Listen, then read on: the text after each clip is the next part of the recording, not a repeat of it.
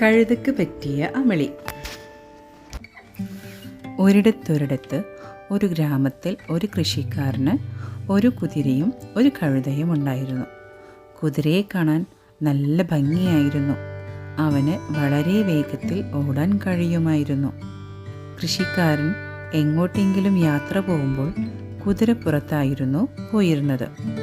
എന്നാൽ കഴുതയെ പട്ടണത്തിൽ നിന്നും സാധനങ്ങൾ വാങ്ങി ആ ചുമട് കഴുതയുടെ പുറത്ത് വെച്ച് കെട്ടി കൃഷിക്കാരൻ കുതിരയുടെ പുറത്തും കയറി വരും. കഴുതയ്ക്ക് കുതിരയോട് അസൂയ തോന്നി. തനിക്കും ഇതുപോലെ യജമാനോടൊപ്പം ദിവസവും കറങ്ങാൻ പോവാൻ കഴുതയും ആഗ്രഹിച്ചു. ഒരു ദിവസം കുതിര യജമാനോടൊത്ത് പുറത്തു പോവാൻ നിൽക്കുകയായിരുന്നു.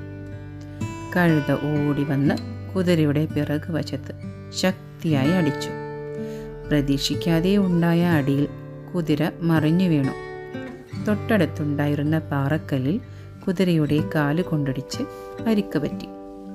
മുറിവിൻ്റെ വേദന കൊണ്ട് കുതിര മുടന്തി നടക്കാൻ തുടങ്ങി. കഴുതയ്ക്ക് ഒരു പാഠം പഠിപ്പിക്കണമെന്ന് അയാൾ കരുതി. അങ്ങനെ അയാൾ പുറത്തു പോകുമ്പോഴെല്ലാം കഴുതയെ കൊണ്ടുപോകും. കഴുതയുടെ പുറത്ത് കയറി അയാൾ യാത്ര ചെയ്യും. തിരിച്ചു വരുമ്പോഴേക്കും കഴുത അവശനായിട്ടുണ്ടാവും.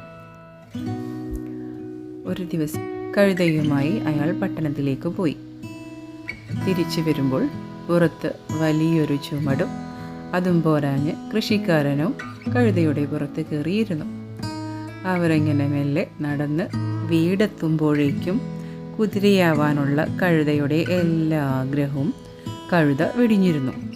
ഇതിലൂടെ അവനൊരു പാഠം പഠിച്ചു. ഗുണപാഠം: ഓരോരുത്തർക്കും അവരുടേതായ കഴിവുകളും സ്വഭാവങ്ങളുമുണ്ട്. മറ്റൊരാളായി മാറാൻ ശ്രമിക്കാതിരിക്കുക.